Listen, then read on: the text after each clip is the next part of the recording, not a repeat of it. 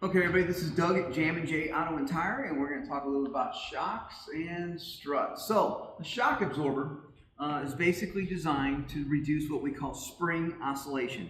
So, as we're driving down the road on our car, we are riding on a set of springs. They could be coil springs, they could be leaf springs, but if you've ever seen a car driving down the road and it's kind of bouncing, that is that spring doing what's called oscillation. Now, what happens is, on the vehicle manufacturers, they'll actually take what's called a shock absorber, which is, take this apart, and inside there's a plunger. They'll fill this with liquid or nitrogen, and this is basically going to dampen that shock absorber.